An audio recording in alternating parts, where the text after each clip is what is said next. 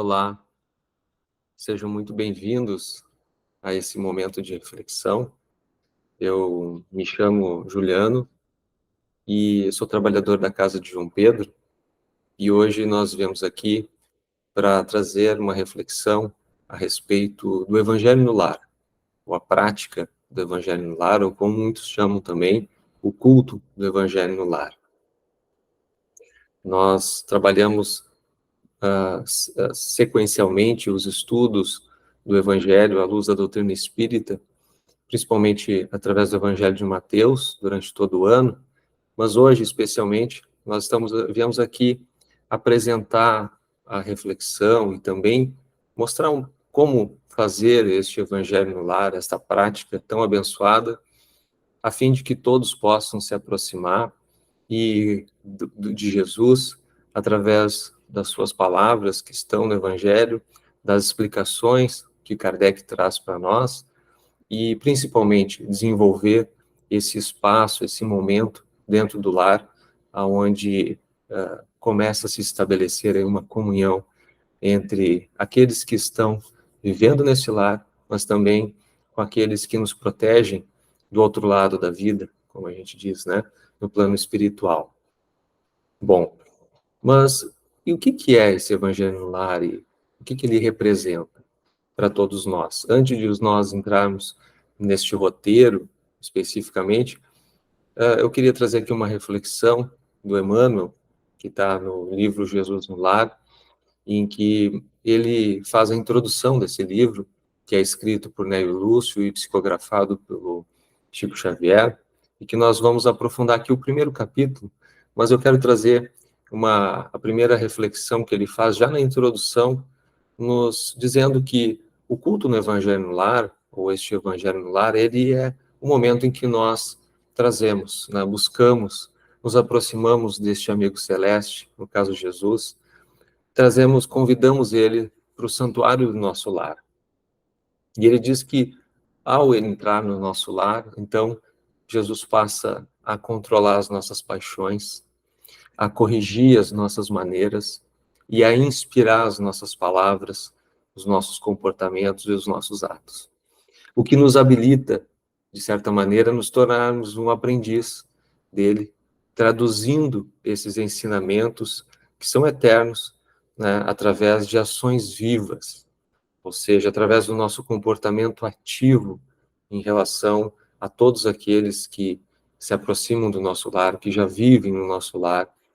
E com essas ações vivas, né, é esperado por Jesus, pelo nosso Senhor, que nós estendamos, né, que nós exportemos esse momento divino, né, esse reino de paz e de amor sobre todos aqueles, né, com os quais nós nos aproximamos ao sair, ao abrir a porta da nossa casa e sair dela para o nosso trabalho, no trânsito, né, em direção aos lugares aonde os nossos destinos, enfim, em todas as nossas interações. Então é isso, o Evangelho no Lar, esse culto do Evangelho no Lar, é um momento em que nós paramos para abrir as portas para o Mestre Jesus com um pouco mais, com uma agenda fixa, vamos dizer assim, né, para que nós possamos aí conversar com ele e com todos aqueles que se aproximam de nós espiritualmente, para que nós passemos a ter maiores influências desses espíritos iluminados que vêm nos acompanhar e nos proteger. Então é um momento em que nós realmente abrimos o nosso coração e a nossa mente para reflexões mais profundas a respeito dessa fraternidade universal que, em essência, foi o que o Cristo veio promover aqui, quando ele disse que veio trazer o reino de Deus, ou instalar o reino de Deus no coração de cada um, por meio dessa transformação moral de valores, né, mais profundos, de reflexões a respeito da maneira como nós agimos conosco mesmo e com relação aos demais irmãos. E, basicamente, o roteiro deste momento, né, em que nós convidamos Jesus e aqueles espíritos que nos acompanham e que nos protegem para fazer essa reflexão, comungar conosco, ele se baseia em algumas etapas, tá? E a gente vai aqui trazer esse roteiro rápido e vai aprofundar através, como eu falei, desse primeiro capítulo que está no livro Jesus no Lar, para a gente compreender, né, como aconteceu o primeiro evangelho no lar aqui na Terra, né, neste formato, ou basicamente com esse conceito que nós estamos trazendo, mas que ele vai, e que ele vai muito além apenas deste momento na semana que a gente elege para fazer esse culto no Evangelho no Lar. Então, basicamente, este momento que nós elegemos precisa ter, de preferência, um dia fixo e um horário fixo, para que nós possamos reunir toda a família e também reunir a espiritualidade que vem nos acompanhar. Porque no momento em que nós paramos para fazer essas reflexões, nós atraímos e nós convidamos, como nós falamos, o nosso Mestre Jesus, que ele mesmo disse, onde 2 ou mais se reúnem em meu nome, lá eu estarei. O que não quer dizer que se você estiver sozinho, né, se você morar sozinho na sua casa, ele não vai entrar, mas aqui existe um processo de comunhão muito forte com a espiritualidade que trabalha para a luz e que está se propondo, né, a transformar cada um dos lares por meio dessas reflexões. Então, é um compromisso firmado, é uma agenda que não só no plano físico é firmada, mas também é acordada com os espíritos que também têm muito trabalho lá do outro lado, né? Como a gente bem sabe quando começa a estudar profundamente aí a espiritualidade através da psicografia do Chico e do próprio, e principalmente do próprio Kardec, né? Então, este momento precisa ser um momento em que estejam todos naquele dia e naquele horário. Por exemplo, pode ser que seja num domingo de manhã, né? Num domingo à noite, onde ninguém mais vai sair de casa, aonde pode ser um horário, e de preferência quando tem crianças em casa, né? Num horário em que a criança ainda pode fazer, que não seja o horário dela ir para a cama, pode ser por volta das 6, 7 horas da noite, enfim, como ficar melhor para a rotina de vocês, né? Da rotina de cada um que se propõe a fazer esse momento. Mas o mais importante é não tornar, por mais que ele tenha uma agenda fixa, por mais que ele seja um momento de reflexão mais aprofundada, ele não precisa ser, né, um momento que não tem um mínimo de descontração, que não permita que as crianças, por exemplo, não pintem, não brinquem, porque muitas vezes a criança não vai, né? Ela não tem a mesma disciplina, não consegue se disciplinar como a gente. Então, muitas vezes, essa criança vai ficar ali, não vai orar com a gente, né? Ou ela vai participar daquele momento de oração ou de reflexão desenhando, brincando.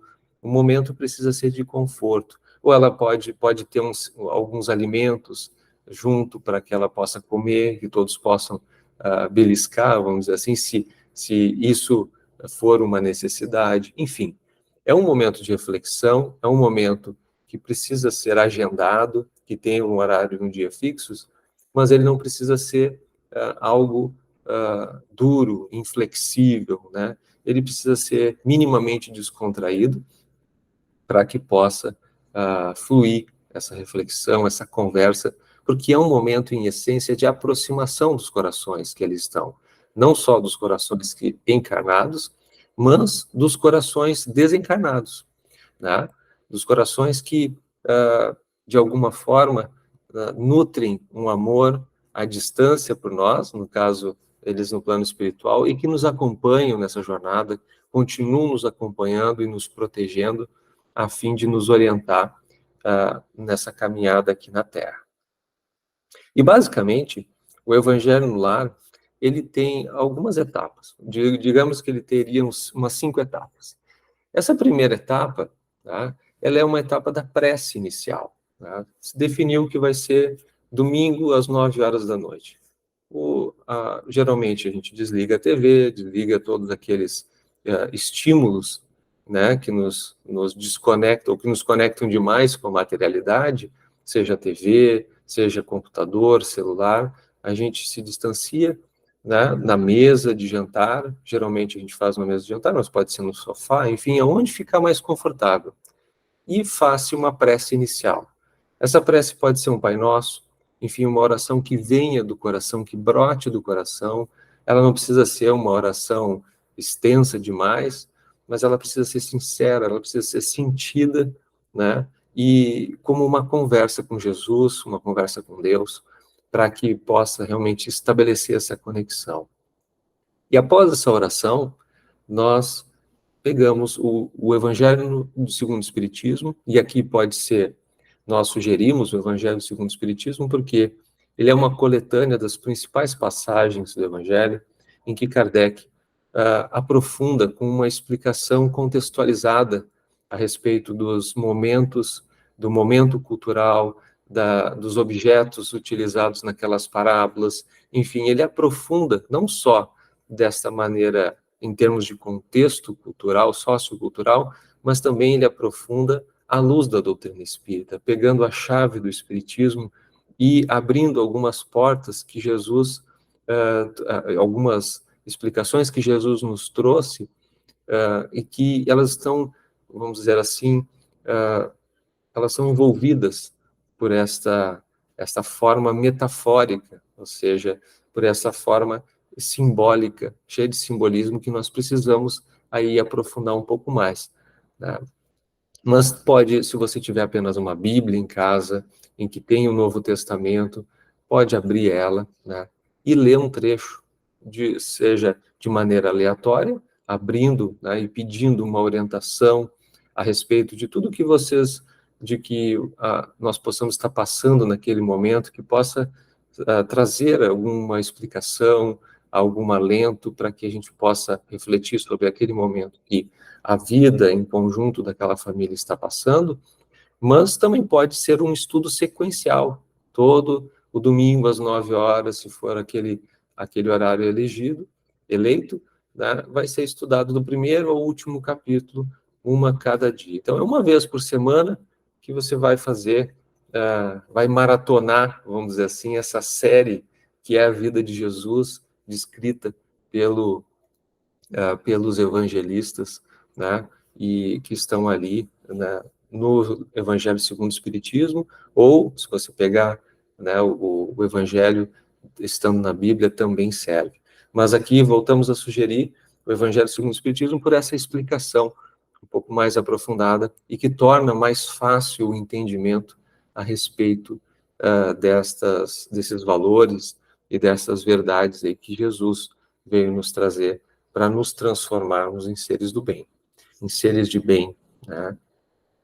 Após essa leitura rápida, que pode ser um parágrafo, pode ser uma frase, pode ser o capítulo inteiro, enfim, o ideal é que não seja tão extenso, né?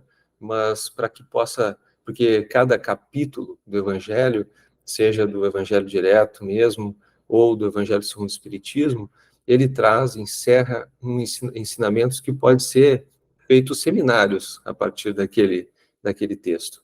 Mas a ideia ali é uma reflexão rápida que possa ser colocada em prática, que a gente possa compreender e possa levar para a nossa semana, para o nosso dia a dia, e já, de alguma maneira, nós colocarmos em prática. Então, o ideal é que a gente faça essa leitura de um trecho, de uma frase, aquela parte que fica mais confortável para você, e abrir para uma reflexão, abrir para comentários e reflexão de quem está ali naquele momento, né? E, se possível, a cada semana, né, cada um lê, né, o trecho dessa passagem e faça um comentário, abra-se o comentário para que todos tragam o seu ponto de vista a respeito. E aqui não é um momento de discussão, é um momento de reflexão, né, de entendimento, de aprofundamento, né?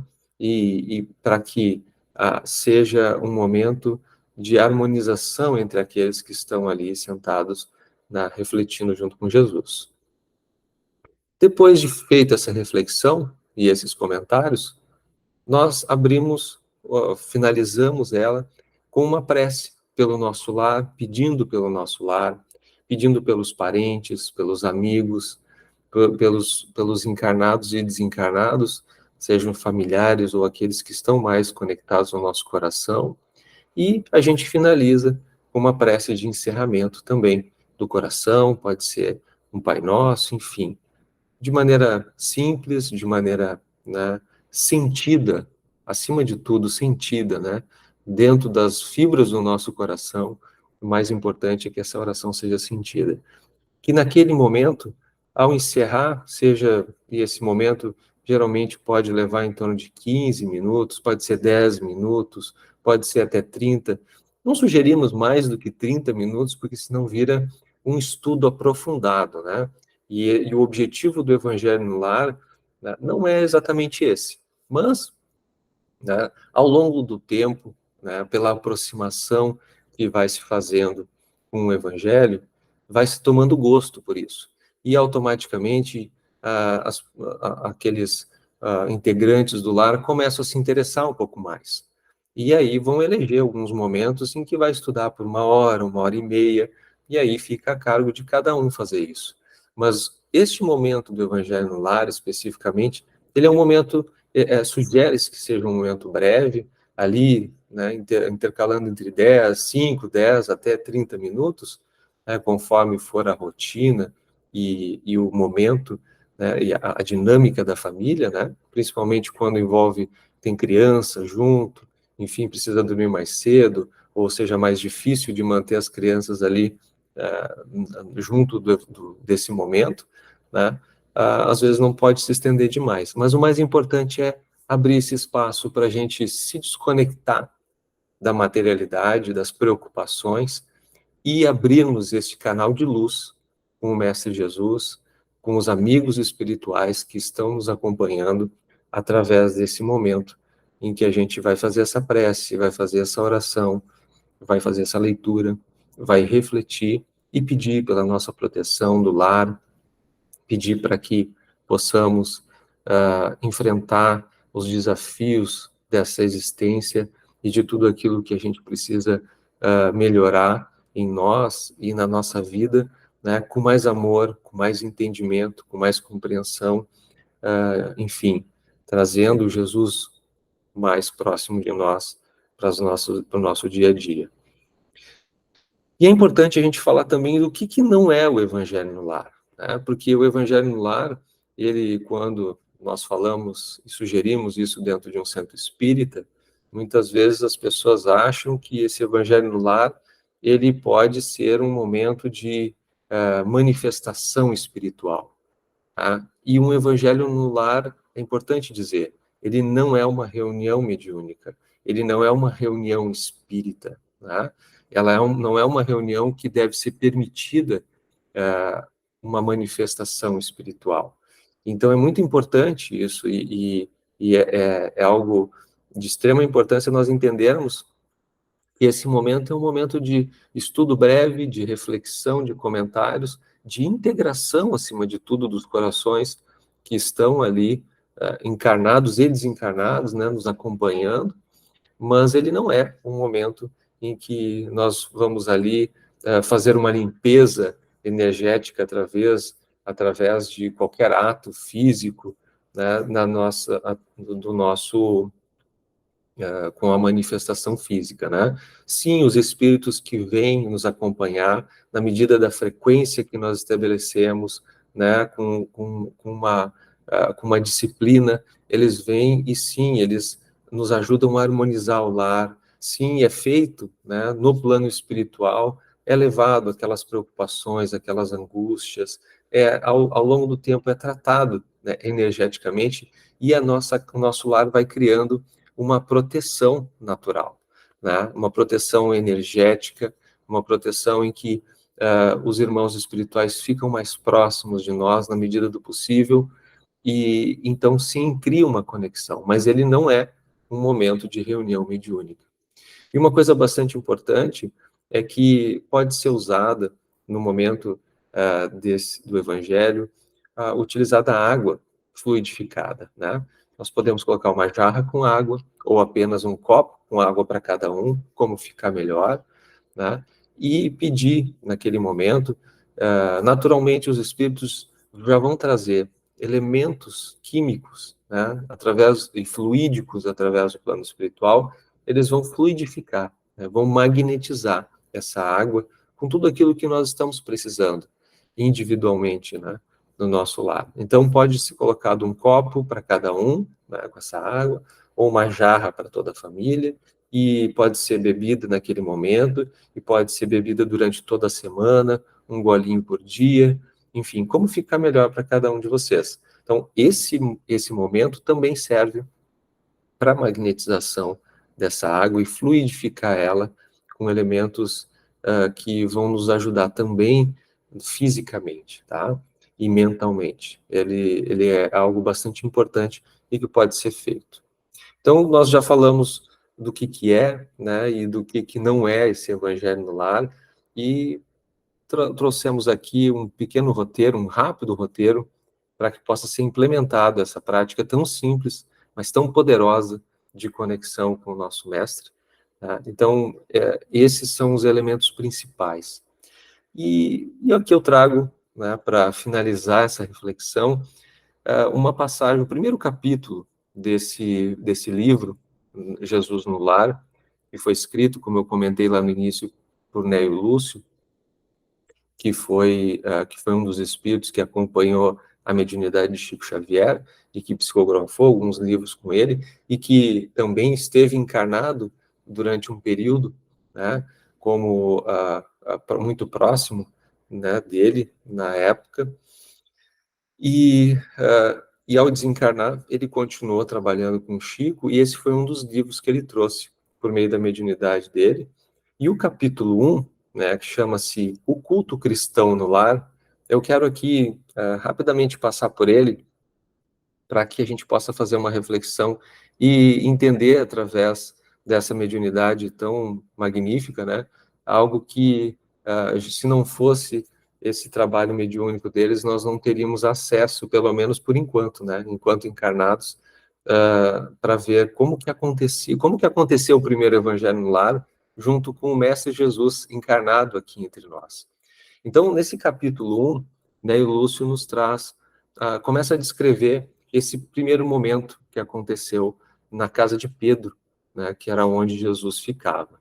E ele começa assim, ele diz: povoara-se o firmamento de estrelas dentro da noite prateada de luar, quando o Senhor, no caso Jesus, instalado provisoriamente na casa de Simão Pedro, tomou os sagrados escritos e, como se quisesse imprimir um novo rumo à conversação que se fizera improdutiva e menos edificante, falou com bondade. Aqui eu quero fazer um parêntese e mostrar que Jesus, como você sabe, o Evangelho, que é a vida de Jesus descrita pelos evangelistas, ela foi descrita depois da morte de Jesus. Então, naquela época, os livros utilizados, né, ou livros, não existiam livros, né, mas os escritos utilizados eram os livros do Antigo Testamento, como a gente chama, ou da Torá, né, os escritos dos profetas e também de Moisés.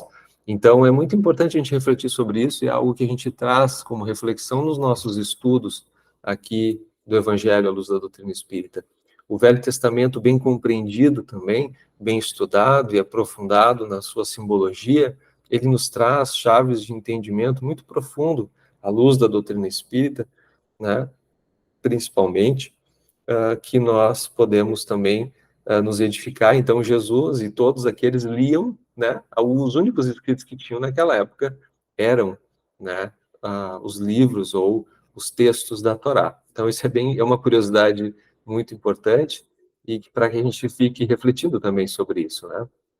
Mas Jesus vem falar. Então, estava acontecendo um momento improdutivo de conversas, não nada produtivo, e aí Jesus, para alinhar e harmonizar aquele momento, ele pede para que todos prestem atenção nele e fala com bondade, como descreve Neio Lúcio. Ele diz assim: Simão, que faz o pescador quando se dirige para o mercado com os frutos de cada dia? O apóstolo pensou alguns momentos e respondeu hesitante: Mestre, naturalmente escolhemos os peixes melhores. Ninguém compra os resíduos da pesca. Jesus sorriu e perguntou de novo: E o oleiro, que faz para atender a tarefa a que se propõe? Certamente, senhor, redarguiu o pescador, intrigado. Modela o barro, imprimindo-lhe a forma que deseja.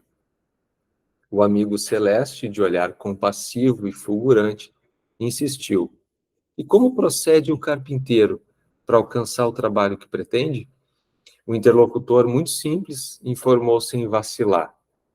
Lavrará a madeira, usará o enxó e o serrote, o martelo e o formão. De outro modo, não aperfeiçoará a peça bruta. Calou-se Jesus por alguns instantes e aduziu. Assim também é o lar diante do mundo, Pedro. O berço doméstico é a primeira escola e o primeiro templo da alma. A casa do homem, no sentido de ser humano, né? A casa do ser humano é a legítima exportadora de caracteres para a vida comum. Se o negociante seleciona a mercadoria, se o marceneiro não consegue fazer um barco sem afeiçoar a madeira aos seus propósitos, como esperar uma comunidade segura e tranquila sem que o lar se aperfeiçoe? A paz do mundo começa sob as telhas a que nos acolhemos. Se não aprendemos a viver em paz entre quatro paredes, como aguardar a harmonia das nações? Se nos não habituamos a amar o irmão mais próximo, associado a nós à luta de cada dia, como respeitar o eterno Pai que nos parece distante? Jesus relanceou o olhar pela sala modesta, fez pequeno intervalo e continuou. Pedro, acendamos aqui, em torno de quantos nos procuram a assistência fraterna, uma claridade nova. A mesa de tua casa é o lar de teu pão.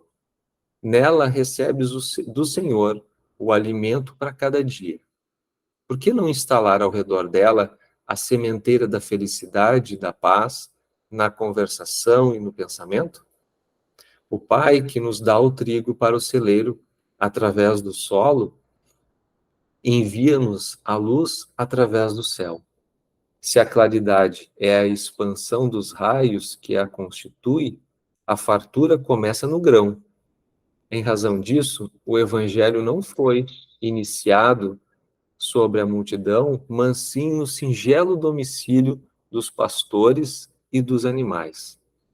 Simão Pedro fitou no mestre os olhos humildes e lúcidos, e como não encontrasse palavras adequadas para explicar-se, murmurou tímido: Mestre, seja feito como desejas.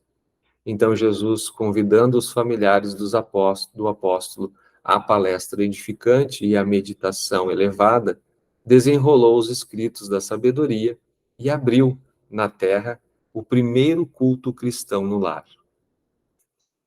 Então, essa página, esse capítulo é lindo, né, porque nos mostra um momento muito importante para todos nós, para a humanidade, né, que foi o momento em que Jesus, a partir daquele instante, instalou uma reflexão mais profunda a respeito dessa relação entre os integrantes do lar.